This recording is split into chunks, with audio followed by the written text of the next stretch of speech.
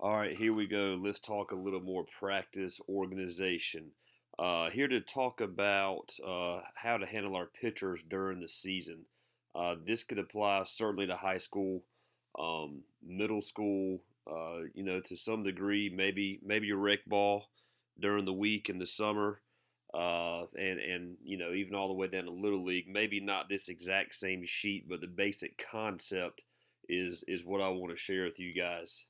So I developed this sheet several years ago. I just found that it was really hard to keep up with at the high school level, taking care of our pitchers. We all know the game revolves around them. If we have to take care of the conditioning aspect as well as take care of the arms of anybody on the team to be successful, it's going to have to be your pitchers. At the high school level, particularly the 2A level, where we have many at a small school, so many dual players, combo players, where your pitcher on Tuesday is probably on Wednesday and Thursday going to get ready to play shortstop or right field or first base for Friday's game. We've got to do a good job of really spending a 7 day a week focus on preparing them for probably what their most important role of the team is, which is being a pitcher and staying healthy. So here you can see I have day one all the way through game day, which would be 7, lined out for our pitchers. They'll get this sheet. All of our coaches will get this sheet as part of our coaching packet that we get in our player packet. And it has everything spelled out for them. So if we fail to neglect to incorporate something on our actual practice plan, our pitchers know before they leave the ballpark that day that they have to get that in. I'm just going to go through a couple of quick examples and show you the basic outline of what we have. So right here we would have day one. This would be the day after we pitch. Okay, so what we would do is every single day we would circle it. Let's just say that the guy pitched on Tuesday. He was our Tuesday starter. So we'd circle Wednesday right here, and uh, he would know exactly what he has. So prehab, we consider that basically everything before practice, our arm circles, our J band routine, and what we call our plyo ball warm up. We pretty much do that every single day before we pick up a ball. That's not just pitchers, that's position players. Everybody in our program will go through about a 20-25 minute prep before we stretch or pick a ball up in practice. The day after our pitchers pitch is it's usually uh, really based on the individual pitchers. The only day that we really run distance in our program outside of the all season is the day after they run. It's going to be a 20-minute minimum recovery run. Some go 30. Just a flush run. I still believe in that. I know some science has transitioned off that. I still believe that. And then optional throwing the following day after we pitch. I've had some pitchers that will long toss the day after they throw 85, 100 pitches. I have some pitchers that are too sensitive and don't want to pick a ball up. Some in between. So that's what we have. So post throw, we'll get this right here in sometime before we leave. It may be while other guys are doing hitting stations, the pitchers might get a few less swings, go get their post throw stuff that day.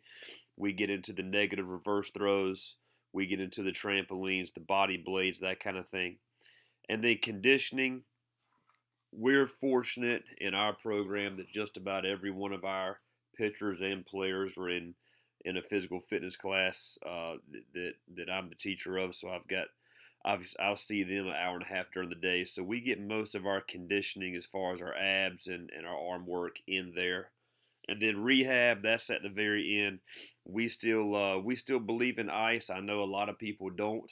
Our players find it very beneficial, but again, I listen to the individual kid. If a kid is not an ice guy, and I see he's bouncing back, and then we'll respect that too. But most kids, they love rolling, they love buffing their elbow and shoulder area, and they usually get ice. The only day that I actually will really discourage ice is 24 to usually 48 hours before we know they're going to get on the mound. We try to stay away from that. So day two would be Thursday right here. You can see we'll go pretty much the same prehab, and then throwing will be our standard. throwing program with the rest of the team. And then they'll get into the optional flat ground and they'll get dry work that day.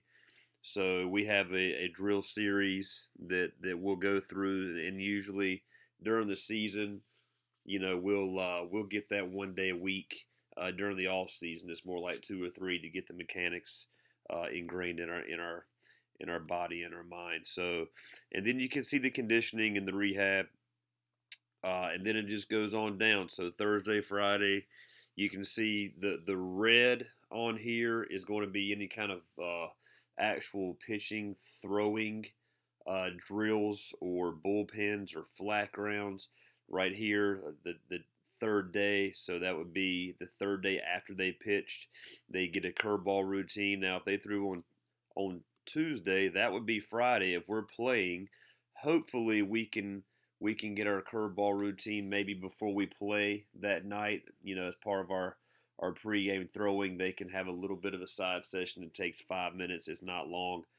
If they can get us a side session bullpen in that day, if they need that, then that's great. If they didn't throw that much, they may be in relief, but we like day 3 pins. And then day 4 would actually be Saturday. So if they're a Tuesday starter, Saturday and Sunday, if we're not practicing on Saturday, would really be up to the individual kid on getting this done. And we've been pretty fortunate to have pretty responsible players, and usually our pitchers are very responsible and self-motivated. They'll get this stuff done. They'll find a catcher or whatever they need to get in.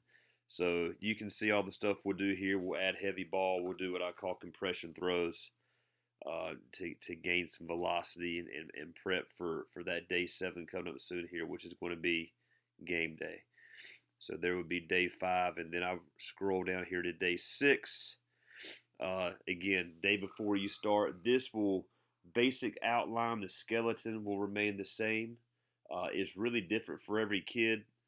I've had some kids that like flat grounds the day before they're on the mound. I have some kids that want to get up and go full distance off a hill. So we try to individualize this as much as we can and listen to the actual individual pitcher. Again, the only thing that I do not like doing the day before a game is icing. I'm not a big believer in that.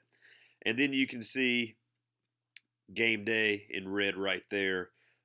They'll get all that stuff in, and then post game, we've got a post game routine we do where we'll actually run sprints after the game to start the process of flushing lactic acid out and start the recovery process.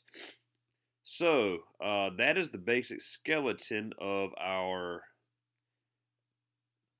pitching routine that they would do throughout the week. Here's just an example of the drills. Here's our drill series number 1, our mechanics we talked about, and then we get into several different curveball routines that we like, we believe in. It's just getting a good feel for spinning their hands. And then we've also got several different flat grounds we have here. These flat grounds here, the short flat, the long flat, and then the bullpen challenges. This is really more for off season. Usually during the season, it's kind of a touch and feel bullpen. We won't put a number on it. It's pretty much until the guy is good. If he feels really good that day, he'll get after it with a little bit more intent than if he doesn't. Again, we try to listen to the individual kid, and hopefully we can establish that relationship that he'll be honest with us. And then we get into our arm care, all kinds of plyo warm-up drills. We've got a great velocity program for our plyo balls. We do this mainly in the off season, but we will occasionally do it on a rainy day that is usually more team-wide than individual base. We've got our body blades, med ball velo routine, and so forth. So wanted to share this with you. If anybody's interested in obtaining a copy, I'll be glad to get it to you. Just let me know. Again, this is kind of spelled out what we want all of our pitchers doing throughout the week. It really helps me as a coach because it kind of puts the ball in the pitcher's court. He has accountability over his whole week and over his next outing. Again, with the limited coaching staff and limited time that we have, the more that we can give them again to be accountable for their own schedule, the better. This is an ideal script of what we want. And certainly during the season, it gets thrown off course a bunch. You have rainy practices and rain outs will throw you off. You're supposed to do one thing one day, get a rain out, and then alter your practice schedule. Certainly in the high school level, you rain, you have a limited use of facilities and so forth. So, it's all about adjusting, adapting, overcoming, all the elements thrown at you. No different than any other league. But I want to share this with you guys. I hope you got some out of this, and hopefully you can create a little bit better game plan and roadmap for your pitchers.